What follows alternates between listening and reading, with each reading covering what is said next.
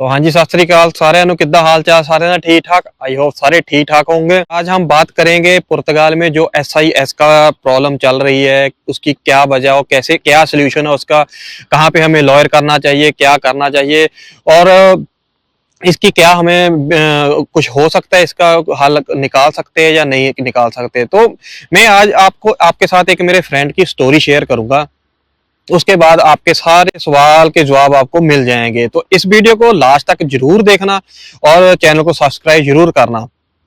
तो जो मेरा फ्रेंड है ना, इसके ऑस्ट्रिया के अजील ली हुई थी इसने वहां पे, और 2022 में यहाँ पे आया था। ऑस्ट्रिया के इसके फिंगर शो हो रहे थे और ये इस पे 2025 तक इस पे बैन लगा हुआ था। जैसे इसने पहले चेक करवाया था, 2023 में इसने चेक कराया था, तो इसका 25 तक बैन था लगा हुआ।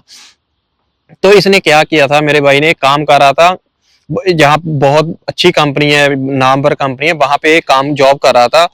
लेकिन आज से 4 महीने पहले बोलता है मेरी वहां पे कैजुअल जो नॉर्मल चेकिंग होती है वो चेकिंग हुई थी हमारे पूरे स्टाफ की। तो वहां पे ज्यादातर मोस्टली सब कार्ड वाले आदमियों को रखा जाता है, लेकिन मैं ही वहां पे अकेला ऐसा था जिसके पास पेपर नहीं थे, खाली फाइल लॉक पे लगा हुआ था।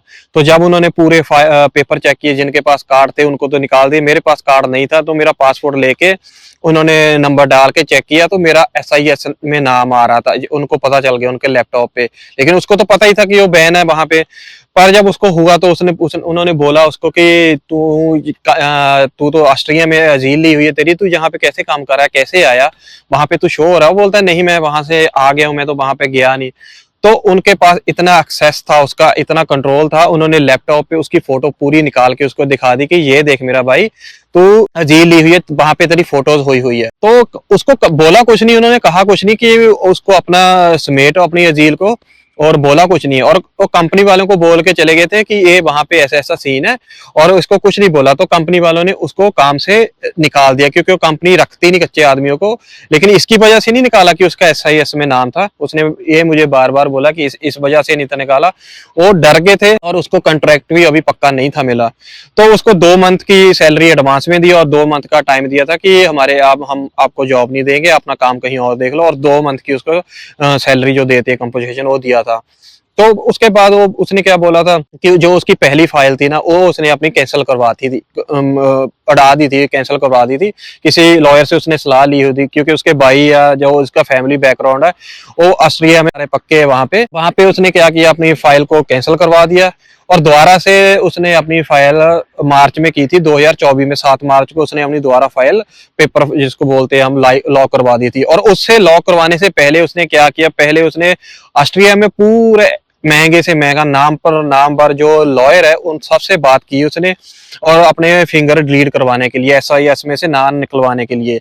तो उसने मेरे भाई ने बोल दिया कि मैं वहां पे इतने पैसे डाल के घूम रहे थे मेरे भाई, वहां पे जो रिश्तेदार थे, और सभी लॉयर ने यही बोला था कि ऐसा नहीं होगा मेरे भाई। सिर्फ और सिर्फ 2 चीज से नाम आपका रिमूव हो सकता है, या तो आईमा से हमें मेल करवाओ कि हम इसको रेजिडेंशिया देने वाले हैं, अपनी तरफ से क्लियरेंस दो, या तो आईमा हमसे राब्ता करे, और दूसरी बात ये कि हमें शेनिगन जोन से आउट, और इनकी हमें स्टैंप चाहिए कि हम आपने जोन आउट कर लिया, शेनिगन जोन से बाहर हो आप, तब आपका रिमूव होगा। तो ये तो उसने बोल दिया कि ये रिमूव नहीं होगा। और दूसरी बात ये है कि उसने अजील अपनी कैंसिल कैसे करवाई, अपनी बंद कैसे करवाई। तो उसने यहाँ पे जो लिस्बन में ऑस्ट्रिया की एम्बेसी है वहां पे गया था, और वहां पे जाके उसने बोला कि मैं वहां से आ गया हूँ, मैं वहां पे रहता नहीं, जहाँ पे काम स्टार्ट कर रही है मैं यहाँ पे काम कर रहा हूँ, तो मेरी कैंसिल कर दो। उसने रिक्वेस्ट की, और जैसे भी उसको ऑस्ट्रिया से किसी लॉयर ने कैसे भी उसको समझाया होगा ऐसे ऐसे बात करनी, तो उसकी रिक्वेस्ट करने से उसकी अजील उन्होंने कैंसिल कर दी, और उसने वहां पे अपनी PCC भी अप्लाई कर दी ऑस्ट्रिया की। तो अभी उसके फिंगर हुए अभी हुए थे 25 में हुए अभी फिंगर। तो अभी देखते हैं उसको क्या होता है क्या नहीं होता। लेकिन उसका बैन था जो 2025 तक था, अभी उसका कुछ पता नहीं चला उसको, लेकिन उसका बैन था। तो वो सोच रहा था, तो उसके अभी फिंगर हुए हैं 2025 में जनवरी में, उसने दोबारा जो फाइल लॉक की थी उस पर फिंगर हो गए थे। अब सोच रहा है वो, उसको पता ही है उसका फिंगर तो है, SIS में नाम तो है, लेकिन वही उसको फालता रिसीव नहीं हुआ। और उसका बैन भी है जो जून में है 2025 तक। वो उसने अब PCC ऑलरेडी बना के रखी हुई है ऑस्ट्रिया की, अगर उसको फालता है तो बोलता है मैं PCC अपलोड करके देखूंगा, मे भी उसका जो बैन लगा हुआ था 2025 तक वो भी उसका क्लियर हो जाए। और उसने सबसे बड़ी बात ये की है, अपनी अजील कैंसिल करवा ली, और आप भी अगर चाहते हो, आप अपनी अर्जी ली थी जो जहाँ पे लिस्बन की एम्बेसी है, वहां पे जाके बकायदा अपॉइंटमेंट मिलती है आपको, अपॉइंटमेंट के बिना आप नहीं जा सकते, अपॉइंटमेंट लेके और उनको उनको ट्राई करो। अगर आपके पास कोई बोर्डिंग पास या कुछ भी हो, लेके जाओ कि हमने वहां पे छोड़ दिया, हम जहाँ पे आ गए, प्रूफ मांगते हो। और दूसरी बात है, अपनी पीसीसी की भी अपॉइंटमेंट उठा के रखो। कहीं किसी भी कंट्री के आपके एसआईएस शो हो रहे हैं तो अपनी अपॉइंटमेंट उठा के उसको उस एम्बेसी से अपनी पीसीसी लेके रखो। अगर आपको फालता है तो आप वो ट्राई कर सकते हो, लेकिन ये पक्का सोल्यूशन नहीं है। लेकिन कुछ ना करने से बेटर है कि हम कुछ कर सकते हैं।